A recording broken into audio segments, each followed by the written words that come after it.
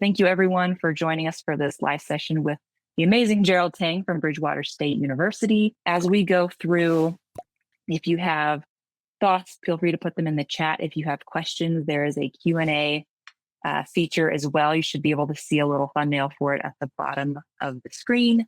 So you can put questions in there as well, but I will also monitor the chat for any questions. I believe there are some interactive elements to Gerald's presentation, right, Gerald? Yep, sounds good. Okay, so as we hit those, you can respond in the chat and we'll go from there. So Gerald, I will go ahead and turn it over to you. Thank you, Meredith, and hello, everybody. So good to see folks joining the call and excited about this topic. I'm going to go ahead and share my screen to make sure that we are good to go. Looks like the screen should be good to go. I do have a small deck to help guide us for today's conversation, and I'm excited to kind of share this topic with you as I was embarking on this sort of questions throughout this past year. So excited to be here. And hello, for those of you who did not have a chance to meet, my name is Gerald Tang. I'm currently serving as the Executive Director of Career Services and Internship Office here at Bridgewater State University.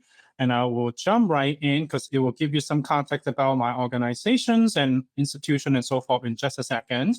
A bit about me, I had really interesting background in variety of institution. I think that's important context for today's conversations, as I have sort of exposed myself into different kinds of settings, particularly working with employer from a small Catholic institutions to a selective institution to a large and public, private, and so forth and so on. So have a little bit of experience. I wouldn't call myself an expert in any way, shape, or form. This is probably experience coming from experience and from my own perspective. I am a product of a public education system from both my undergrad and my master's degree are in public institutions, and my doctorate degree is a private regional institution as well. And some of you may wonder, like, why there's an asterisk at the bottom of some of the institutions? Those are places that I've done internship in, whether or not during my undergrad year or my graduate school time as well. So I put them in those brackets. With that in mind, love to kind of share a little bit about what we're hoping to talk about today. I'm hoping by today's sessions, many of you will be able to identify one way to enhance your own employee engagement strategy and outreach. I'm hoping that you're able to learn one way to define engagement tier. Perhaps that's a model you want to use, or create your own models based on what we have experienced this particular year as we work on refining our own employee engagement efforts here at Bridgewater State University. I use the word BSU interchangeably. So if you hear the word BSU, I'm referring to Bridgewater State University for this context. And I'm hoping that by the end of today, you're able to identify at least 2 data sources to inform and refine your employer engagement plans. So let's jump right in. Like Meredith said, I would love for us to have this as a conversation. So at some point, we'll be asking you all to type in the chat with some of your thoughts and questions as well. So a bit about Bridgewater State University. We're one of the state Massachusetts State College and University systems. We are different than the UMass system. For those of you who are maybe familiar with the UMass system, we are a separate system than the UMass system, but we have many colleges also located within our system with the state colleges and university, that including our community college system as well. We founded in 1840. So we are currently celebrating 185 years here at BSU. We have about 9,000 and change students. We're aiming to go back to about 10,000 student populations. That's one of our institutional goals. And like I mentioned, we have a variety of sector. We grounded from our Teachers College route. It was founded as a Teachers College, but we're currently expanding into variety types of colleges and offering. We have over 100 plus majors and minors, and we have many different schools within colleges within the university systems here at BSU. And we are located in Southeast Massachusetts. For folks who may not be familiar geographically, we are sort of the center point between Boston, Providence, and Cape Cod. So if you're kind of putting those triangles together, we're sort of in the middle points in between all those three area as well. One of the unique things about BSU is that many of our students consistently for the last 10 years, our data source has suggested that over 90% of our students graduated from BSU remained in Massachusetts or the New England region. So that's an important reference point as we guide our conversation for today. 68% of our students are commuters, with 32% of our students are residents staying on campus during their time at BSU. We are a centralized career services operations here at Bridgewater State. We recently merged between two offices. Historically, in the past, was separated from career services and internship program office. They're two separate entities within the university. I was being brought on to work to merge two practices together back into one centralized operations with the renewed commitments under the umbrella of BSU Works, which is a larger university initiative to prepare the university and students to be career ready and the career everywhere mindset. Currently, we have 11 full-time staff members, 3 part-time staff members, primary focus on advising and also working with our operation area for part-time staff. 1 grad assistants and 9 student staff. Those are primarily focused on marketing effort that support our marketing elements for the student staff here. As far as our employee relations team is concerned, we have a couple people who are wearing multiple hats, including myself. We have an assistant director, associate directors of employee engagement and outreach. Their primary role is to work with the employer strategies, supporting our employee engagement program and activities. They also do see students. We are all hands on deck approach because of the size of our institutions and our student need. We do have an associate directors of data and operations. That person's really support the employer relations teams with data information, handshake system management, and obviously data utilization as well. We also have our associate directors of internship and career development. That basically is our advising arm of the office. Because the person's overlap with internship, that person's also support some of the elements pertaining to the internship hiring and data tracking from the employer perspective as well. So today's session is about crafting an employee engagement strategy from our vantage point, our landscape.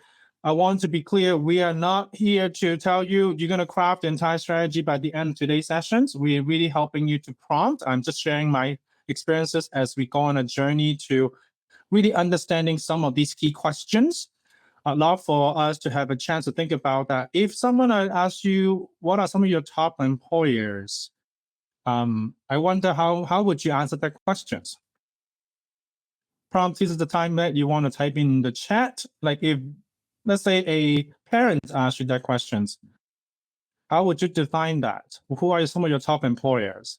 I'm glad to see that some of you are really assessing and refining your top employers approaches, which is excellent. And I'm happy to share my journey here at BSU about how we did that and what the lessons learned as we go through today's presentations. But keep putting on your chat information.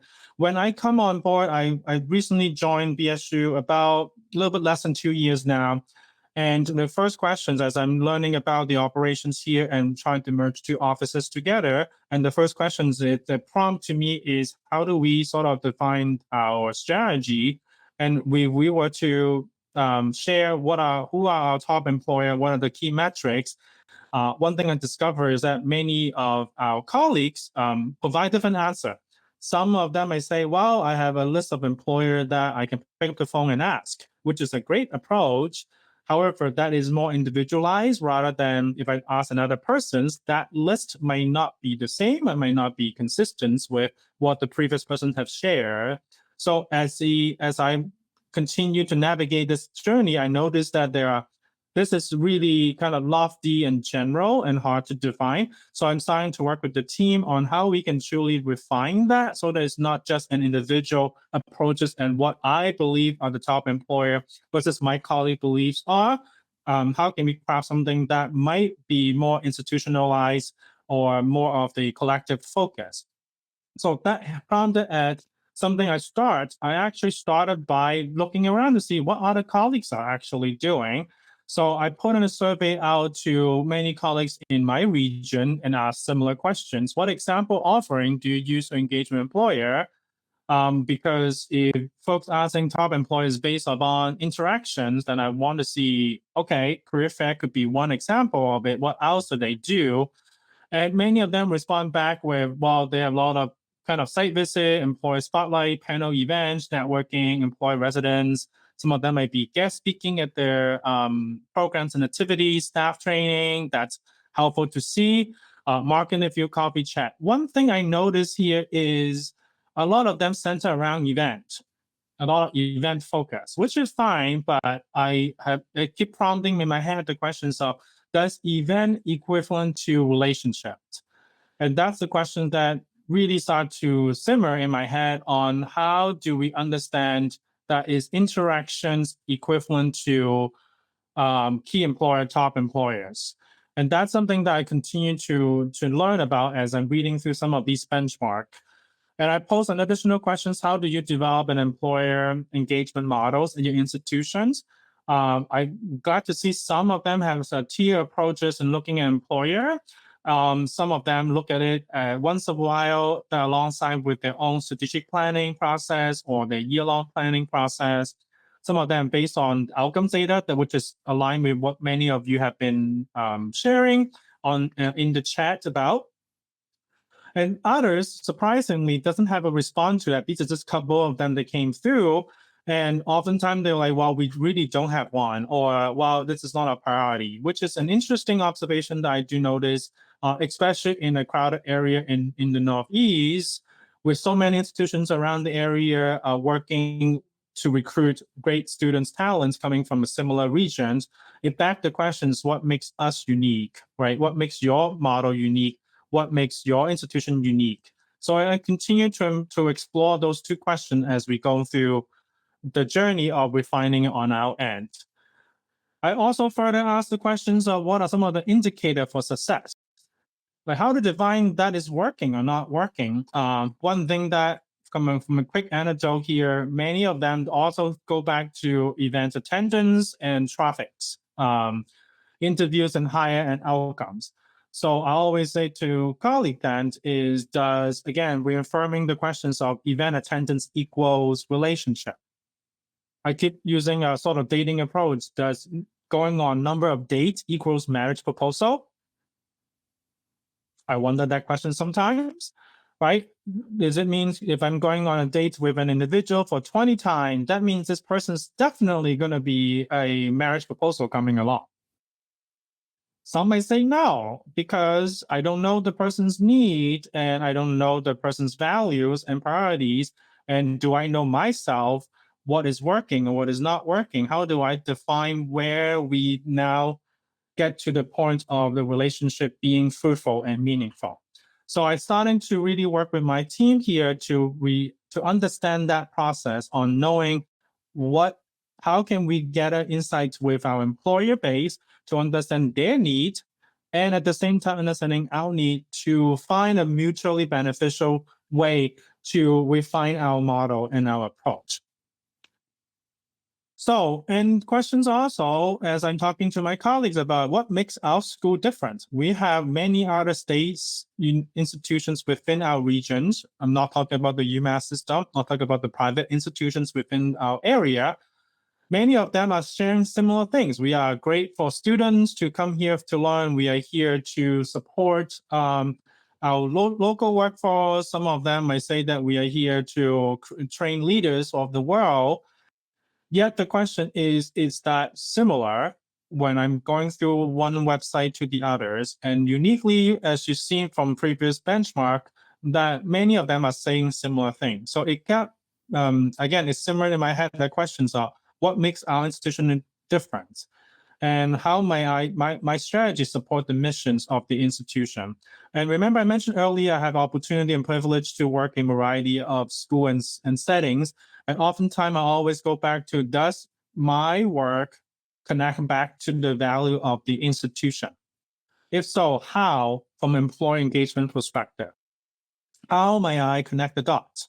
An example that I always draw from is if I'm working in a school that have students coming from all parts of the country or the world, my strategy in my mind should be how can I be able to connect in a wider net from students who may be interested in working across the world. And if our focus is training future leaders, how might we now work with our employer partners to focus and center back to that particular mission? And I don't know, and I'm still remain unclear with that questions, whether or not many of our colleagues in this space are actually thinking from that vantage point, and versus looking at who are the top employer, who are the largest employer, who might be the employer from the Fortune 100 or Fortune 500 company list. Follow-up questions are always also thinking about is how may you employ this new strategy to support the changes in your institution? As we know that currently there's many challenges that we all experience in higher education and even in the private sectors and the employment sectors. How do we now start changing our strategy to really support that? If so, how do we continue to refine, and how often do we refine some of these as well? So these are the questions that continue to surface as I was kind of working with my colleagues here to refine our employer engagement approaches and an area to think about. Questions so far is how do we do that? So the first thing we then do is starting to looking at our SWOT analysis in approaching our employee engagement strategy. Looking back at the institution at the university here at BSU, what are our strengths? So as I mentioned earlier in the profile of the university, we are a public institution. It has a particular story. 90% of our students came from Massachusetts and graduated and retained in Massachusetts. So evidently, we have a strong alumni support network in the region. And that is one of the strengths of our institution. We have been here for over 185 years. That's fantastic. That means there are some reputations of alumni staying or remaining in the region. If that's the case, means likelihood that I may be able to come across a alumni from the institutions will likely be surrounding in this area. We have an institutional initiative that focus on career readiness and think about career everywhere approach under the umbrella of BSU Works. That is an initiative that coming from President's office. So that's a strength, which means that it might create an opening, an opportunity for us to start to reimagine many aspects of our work, including the work that's happening in my office, and in particular in this conversation, the work with employer. So it's not a surprise for me to jump across different colleagues and say, hey, how do you work with your employer base? How do you partner with alumni in spaces?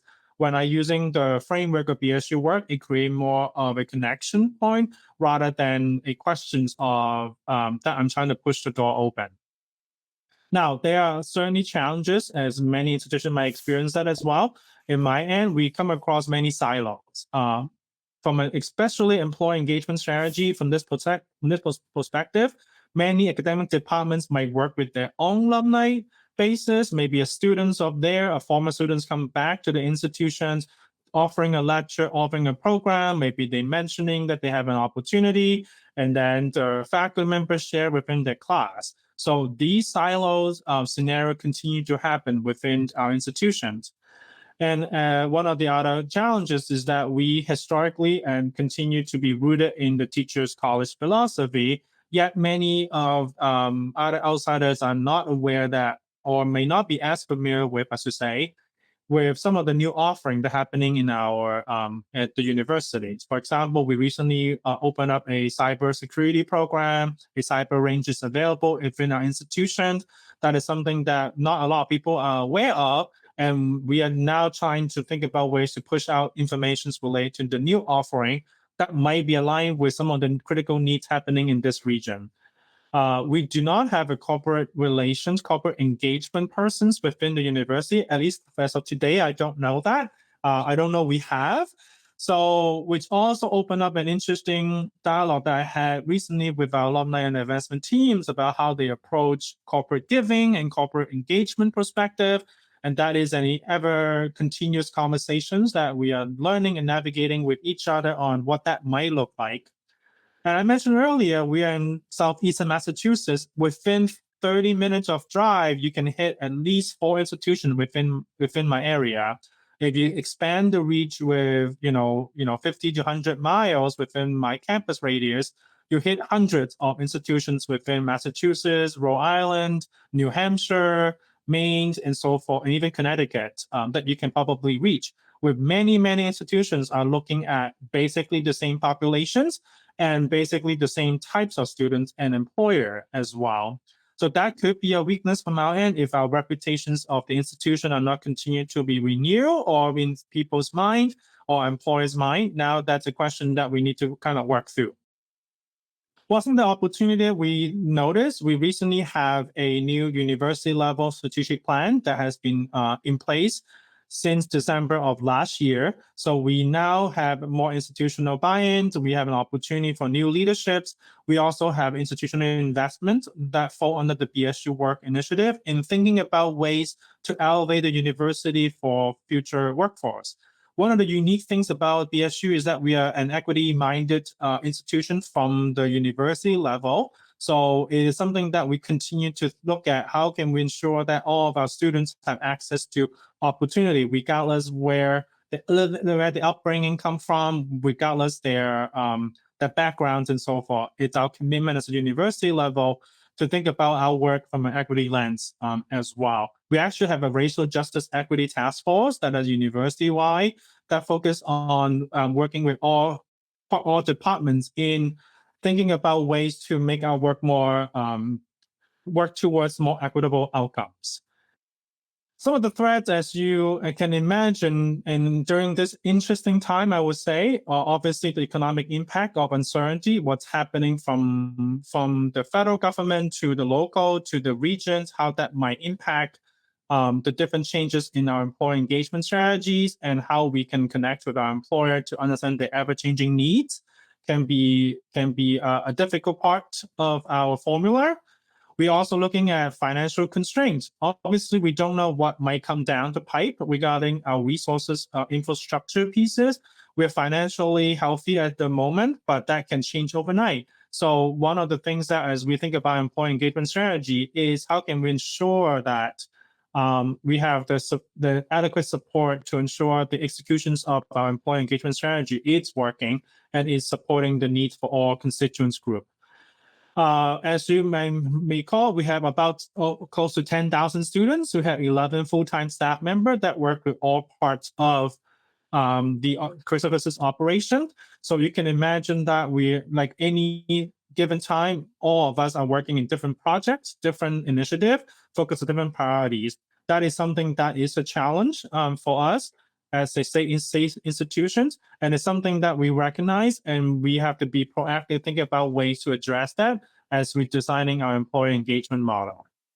So as we go back to that, I encourage you all to think about, at some point, looking back at your institutional strategy or your departmental strategy, ask yourself, how can I apply the SWOT models in looking at your current employee engagement model? And also keep going back to ask the question that I posed earlier as well. How is the strategy different than a school next door or similar type of institutions? How does your strategy support the missions, if any, to make your institution unique and your unique offering to be interesting and stand out? How might you employ strategy to support the changes happening in your institution? These remain the 3 questions that we continue to refine even as of today, to keep going back at our employer engagement model in thinking about ways to enhance and improve our approach as well. So what we then do is creating a multi-tiered definitions of our relationship. We start by thinking about these 5 areas. The first thing is looking at who are our prospective employers, and not just saying that prospective from a very general term. We define more specifically employers that are not currently engaging with the university in any way.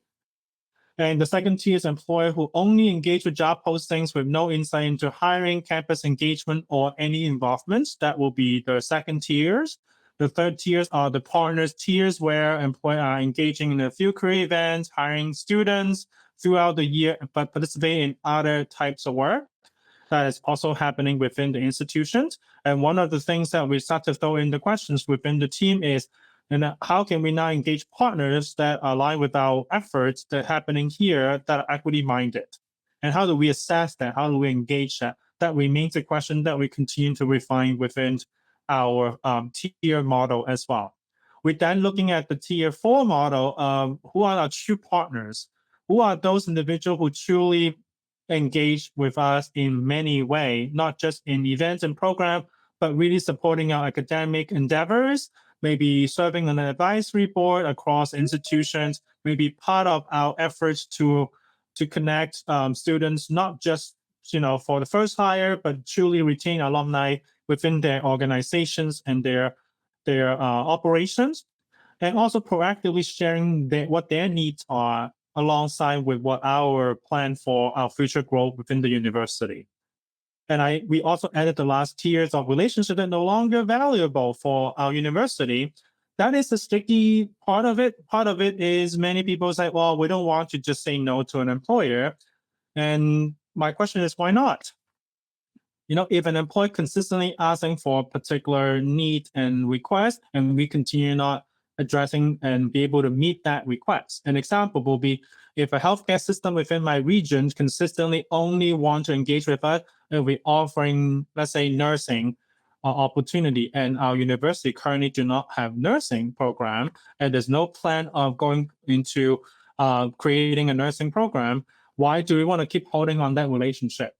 So that is a question that it's a little bit tricky to navigate, especially when we're going externally to our outside of departments, talking to colleagues about. But it's a helpful conversation starter to ask them why we want to keep those relationships as part of our model, and really asking questions to unpack their reasoning was super helpful from our end.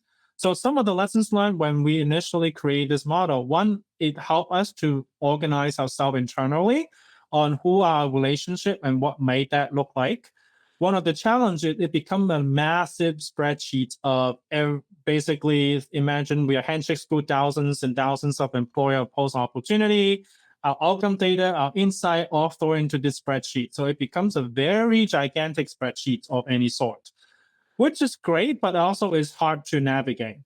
And it got into dialogue of whether or not are we looking at the industry or looking at those employees who are hiring through the job category. That is questions that we starting to surface. Does one employee in the not-for-profit sectors, the relationship that we have with them is equivalent to the employer in the government sectors that have a relationship with us, but in different approaches? And that is a question that has started to surface up more as we continue on this journey to understand our approach. And like I mentioned earlier, no different than any others, many of their discovery center around events. Well, they come to a fair, they join our networking event, they supported our mock interview program, they help with this particular workshop, that particular workshop. Again, it goes back to the questions that does event engagement truly equal to meaningful relationship? My short answer is no, but it's more. It needs to be more within that formula as we look through the journey and defining that relationship. So just give you a sense, this is what it looks like. I'll just give you a snapshot. Obviously, I can't fit an entire spreadsheet onto the screen, but it was super helpful to kind of like seeing how that might manifest initially as we go through that. So just give you a snapshot here. So then we realizing, well, the spreadsheet is not helpful. So what do we do? The questions then become, because we only using certain data points, we need to open up our data sets a lot more intentionally by bringing in meaningful data to help inform our process. So what we end up doing is look at multi-source of data to start to refine our practice, our model. So some of them including handshake data. Like I mentioned earlier, we are handshake school, so we obviously look at job posting as a factor, but we're looking at multi-year job posting, so not just one-off job posting that we have to engage what the pattern looks like. Then we have access to our internship for credit data that is in the university level. So each department may have internship for credit program. They will report that data up to the registrar office. We now have access to those 10 years data. And we now utilize the data to see who are the people actually hiring them and how does that connect with or not connect with our handshake posting data as well. We also look at our BSU alumni data on LinkedIn. That was super helpful for us as we think about, well, with so many alumni staying in the region, we gotta need to see who are the employer who are actually retaining these alumni, and if so, for how long do they retain those alumni in the regions. So that was helpful to pull those data sets into the model, into the mix. We then start to also look at our first destination survey data. I'm sure many colleagues here are using that data as well. What are the outcomes of our students and where do they go? One thing we also add into is our enrollment trend data. We started to work with our admission office to say, hey, where are you recruiting students from now? And what are the regions that we should start looking at more closely to create possibility and pipeline for future employment options for employer that might be willing to or interested in having students who are coming back in that particular region. So that data set is now been entered into our model. And we're also looking at our curriculums. What are the new programs that's coming down the pipe? What are our colleagues talking about regarding new programs on new degree offerings happening at the university? We're starting to look at what might they be and what a unique offering that they're hoping that programs aim at to help inform who are the prospect employer in particular that we now added onto the lineup. Obviously, working closely with President's office, we do have an individual in the President's cabinet that work with sort of government relations role. So that person has been super helpful to see where maybe the institutions are moving and direction they're going, and help to shape who are the prospect or who are the key relationship we want to move from tier 2 to tier 3 or tier 3 to tier 4. We also added insight from the board of trustees folks and many of the advisory board that we slowly discovered. Individual program might have advisory board members serving in those capacity. And we start to look at how are those company or organizations are supporting it outside of serving in the advisory board. One thing I love, not a shameless plug, but it is a shameless plug for UConnect, is we have the model for the labor market data within our UConnect website. So why not using what we have already available and start to include the Lightcast data under the UConnect module for those insight and data point to see what are the trends happening in our regions, especially we are state institution with the regional focus. That is available data for us to consider to look at as well. As long as the local market data, what's going on in the southeast of Massachusetts, what's going on with the Boston City area, which is the capital of Massachusetts, and what might be information that we can now blend into the work that's happening in our space. Many individuals may be serving in our local chambers. What are the regional chambers and who are the members of those active chambers? Those are also helpful places for us to start to bring into our formula as well. And most important, I would say one of the key aspects that we're starting to do is asking for more feedback from our students. So we employ the Universum data. It's a survey that we work with external partner Universum to help us to collect some of those student feedback. We also house a few town hall just to have students share with us a little bit of insight of what kinds of employer type, what type of programs, what kinds of employer they want to see coming to campus or engaging with the work that's happening here at the university, which lends itself very nicely with the faculty and staff input of their quote-unquote secret drawer. Who are the relationship that happening in their secret drawer that we can now help them to make the relationship even more meaningful and more helpful. And lastly, but obviously not least, the institutional strategy and priorities remains important part of it. How can we now align the employee engagement strategy to the larger university plan and effort? If our work continues to center around equity-minded practices, how can we now think about our employee engagement strategy with the equity-minded lens as we engage our different employers? So that is also an important factor that we now utilize. So what is it? We discovered that a massive spreadsheet is not helpful. So in recent time, we moved that into an industry-specific employer engagement audit. We found that a specific regional audit or industry-specific audit was more helpful rather than trying to blend different industry together into one spreadsheet that it's hard to find and hard to understand. We now focus on very subset of sectors. We completed one with the healthcare sectors. We're looking at the healthcare employed within the regions and using the previous data source I mentioned earlier to blend into those tier model to help us to understand, to unpack the relationship that we have with that.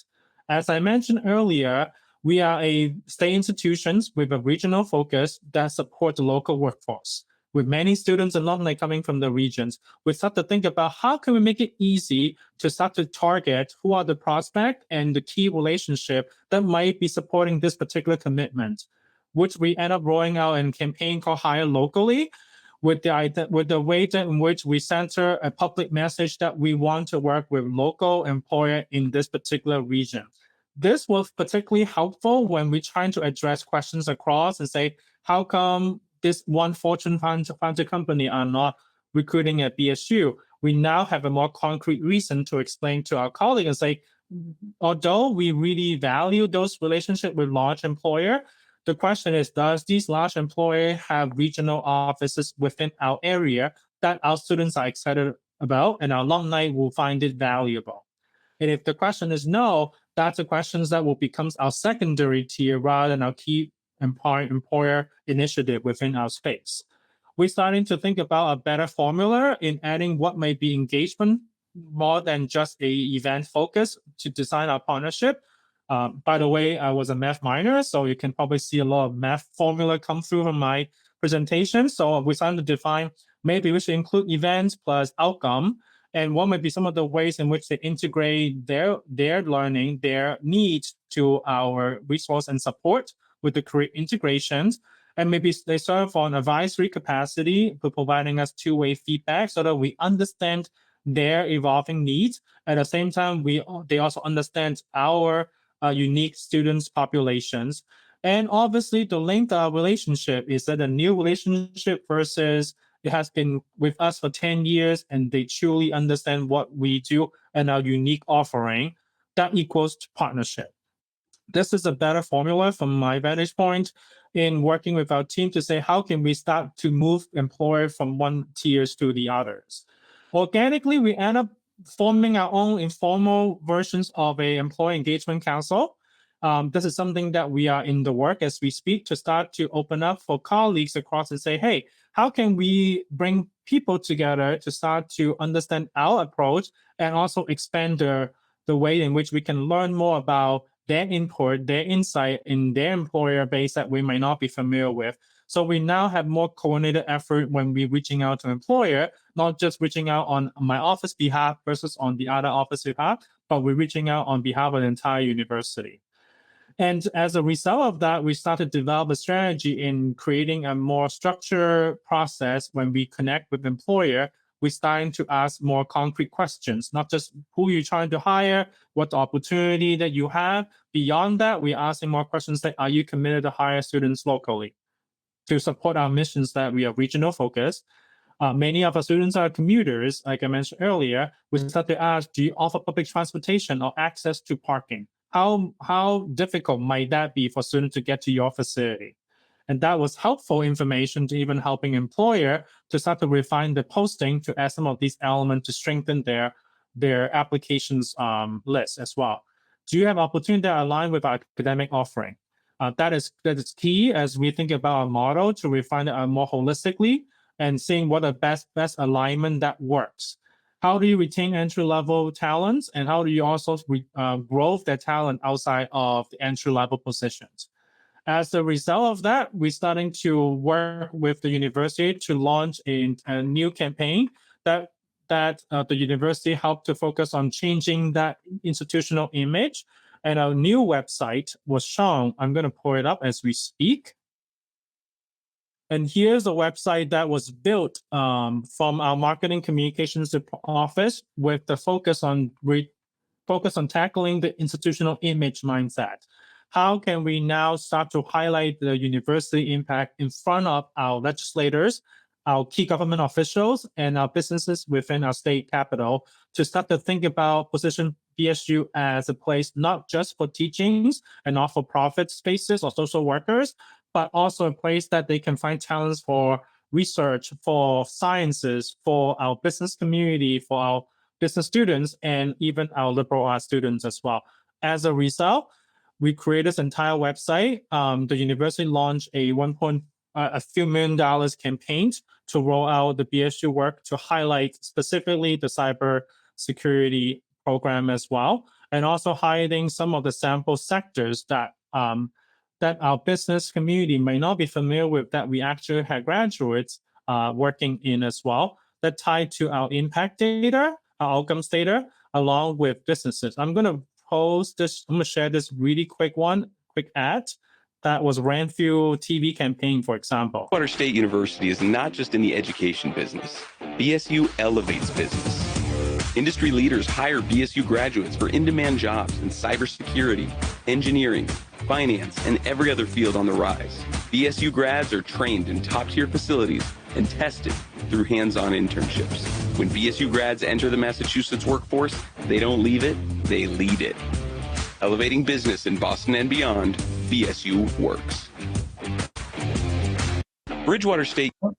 So some of the people may ask me questions. Why Boston? As I mentioned earlier, we are public institutions with our state capitals is Boston. So although we are very close to our colleagues, our fellow, sister states in Rhode Island, our focus remained to center around Boston area with a couple of reasons. This campaign specifically focused on targeting for our business community and legislators and key government officials. So this is not really targeting our student prospective parents population, although that could be a secondary benefit when we roll out this campaign as well. But the important part of this work is really to highlight some of the ways in which engagement can happen when businesses and local employers start to engage with the work that we do. And one of the things I appreciated about is because we're doing the employee engagement audit and sharing some of these key insights, the marketing communication team starting to link some of the resources through the Wayne website to our general website, which is on our UConnect website. And we created a Hire Locally campaign. This is a full campaign that we were able to put together for, and thanks to UConnect, and the virtual site to showcase what is the purpose of the Hire Locally campaigns for both the regions, for students. So we create now a curator kit on our handshake system so that students can just click on Hire Locally, be able to see what are the opportunity within 70-mile radius, because many of our students are commuters, that they don't have to screen through every single possible opportunity in the sector, but they can look at regional focus to highlight opportunity in our space. We also highlighting why this is an important factor for us to consider when we think about our regional focus in our employee engagement strategies.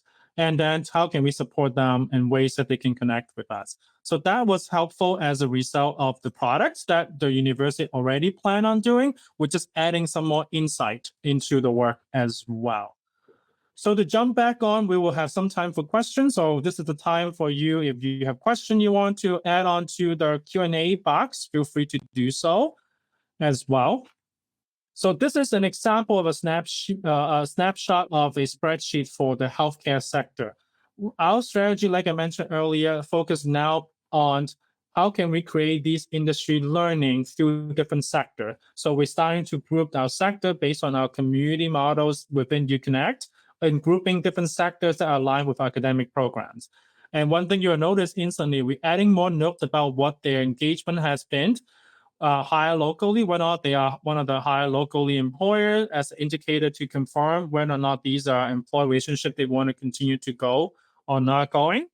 And then we also adding information about what engagement note. Do they actually, recruit students? Do they actually serve on advisory? Are they interested in doing those type of work that support the missions of the institution? So what's next from our end? We ultimately love to work on an employee engagement dashboards by industries, maybe something that will work with UConnect team once we are ready for this data, and think about how can we display that information by industry sectors so that individual, whether or not students, prospective students or parents, our faculty and staff, our employee and alumni can see what our touch point might look like for each of the sectors and understanding how we define this particular strategy. We are hoping to expand our offering to have more industry-specific employee engagement staffing structure to support those efforts, so that our team's starting to look at that particular sector and be able to connect with the trends and the growth in those spaces. We're hoping to expand on our employer champions programs. I'm sure that many institutions may already have those. We're starting to find ways to celebrate those and really focus on supporting their strategy and their business need, while simultaneously supporting our needs and our institutional need. This is a time where we're also starting to look at how do we really assess those relationships. To be quite honest, I still doesn't have a clear answer yet. How do we truly assess the quality of those relationships, and how do we remove that from an individual relationship with potentially one employer recruiting contact or one particular individual, but take that into a institutional level or an organizational level. And we have continued to refine our tier model. One of the interesting discovery as we were working on we finished with the healthcare sector, we're starting to work in the arts industry, and we instantly discovered that we don't have a lot of relationship either in the prospect space and also either in the true partner space. So that was super helpful for me as I'm trying to work with our colleagues within academic spaces to say, hey, who are we missing, and what does our program offer that might help position us as a university into the arts community. So that was super helpful starting point, even though we don't have a lot of current insight that was shared, but data point was helpful for us as we navigate that as well. I think that's the last slide. I want to leave some time for Q&A. Here's my contact information. If you want to connect and want to chat with me or want to talk more, want to say how much cool, innovative things you guys are doing, I certainly welcome those discussions as well. So I'm going to stop sharing so you can see Meredith hello again. That was awesome, Gerald. I feel like you just gave us all your secret sauce. Not secret, because it's not unique for me, right? But it's I guess the key lessons for me is we often just go at the go scenario. So how often can we step back and say, wait, what are we doing and why are we doing this way? And that's a key lessons learned for me. So nothing here is secret. So take them as you want. If you want to model them, be my guest. Collectively, we are helping to support the workforce. So let's see. Dana asked, what are your most effective methods for engaging prospective employer? That's a very good question. And one thing we discovered that it really depends on the industry sectors. Some industry sectors prefer, just direct outreach. When I need, I will reach out to you scenario. But oftentimes we starting to center around the questions of what are our students' need? Is the prospective employer came from and stem from the program alignments along with the student interest or the faculty input? And those has been helpful information as we reach out to these prospective employers and say, here the offering that we can provide to support their talents and their needs. That was being brought up front rather than say, hey, I want to work with you. How can we make this work without the context? So we provide the context upfront, and that has been helpful to drive those excitements and prospect into a conversation. Ali said, how do you handle employers that want more engagement but do not believe they're in alignment with your goals?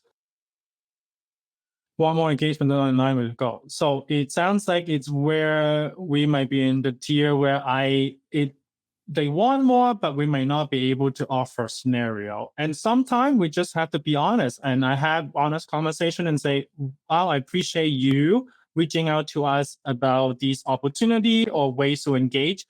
Here are the things that we are looking for. Here are the things that our institution offer and our student demographic or alumni interest. All of those data sources I just mentioned earlier, those are helpful things to help them to understand why some of the engagement might not land their priorities and goal. So instead of me saying to them, sorry, I don't really like working with you anymore, now we have more of the data backing to support those efforts. So that has been helpful in that way. And then, one thing I'll also do is, because we're part of the system, we share opportunity. We don't have a program that aligns. Maybe we direct them to other colleagues in the regions for programs that actually of interest for them. And we have personally referred them to connect with lovely colleagues in the region as well. Hope that answers your questions. Gerald, it looks like Mark in the Q&A thing, he asked if we can see or get those spreadsheet headings somewhere. Sure, happy to share that. And Meredith, I think you have the slide deck. You can just even pull that slide deck with that heading. Yeah, I'll go ahead and I'll put that here in the chat, but also in the comments on the event, so you can go check it out later too. Awesome. Thank you for catching that. Any other things? Any other questions? Rebecca asked me, how did you make the case to BSU to create employer-facing pages? We are open for business in other way. Oh, the employer pages. The beauty is I don't have to ask. They just like, well, it looks like there is an audit for one of the things that we talked about is the weakness pieces, institutional image. That was resonating with them. So the VP of Marcom is saying, well, we need to do something about it. So let's position our approach differently. What might be the key data source we want to highlight? So that as a result created that entire campaign. So I wasn't involved in the full execution process, but we were involved in terms of the messaging itself. So they end up taking the lead in running that and creating an employee-facing page. Dana said, have you had an employee who say they do their own events, you can get to engage with you individually? I'm assuming you meant like their own, let's say, open houses and programs. If that's the case, then I would say, we open for that. It doesn't necessarily link it into our employee engagement model, but those are helpful information for us to know. So we might not move an employee from one tier to the other. We might still cap them into the same category as an eye out for it, because that's helpful for our students to be able to access, but doesn't necessarily mean for me that it's a partner for the university. So that's where we're starting to move around that. Our goal is that the employer dashboards might trigger some of those questions like, hey, I want to be on it. I've been working with you. How come we don't? That might open the door for us to have those more fruitful conversations with these employers who want to do their own thing, which is fine. But also, do they hit some of these category or insight that we are thinking about from the university level? Or I should say from the departmental level, that we ultimately get to the university level. There's another question in the Q&A box for you, Gerald, from Mark. Question about career service website, which I know you probably have some thoughts on. First, if you haven't worked with UConnect, not shameless plug here, but do, right? They've been fantastic. And one of the key aspects is if you can find things on the website, they automatically cancel you out. Sadly, we are a cancel culture spaces, right? If employer or alumni or students or prospective students cannot find information on your website, that means it's not helpful for them. I'm not encouraging you to add everything on it, but it's really thinking about what may center important things into your website for a key area. So we actually move on from the UConnect website. We move some of the things around to highlight key aspect, to remove some of the pages to be more the menu option rather than front and center, to help streamline that with the less and more still scenario. So hopefully that answered the questions. I know it's at time. Don't want to hold colleagues up. If you have any questions, feel free to reach out. I'm on LinkedIn pretty often. I'm on UConnect and the Career Everywhere community, but we appreciate taking the time to chat with me today. Meredith, always great to see you. I look forward to seeing you in person potentially. Yeah, nice space in Boston in the summertime. So folks, if you have more questions, thank you. Feel free to reach out. Until next time, see you guys later.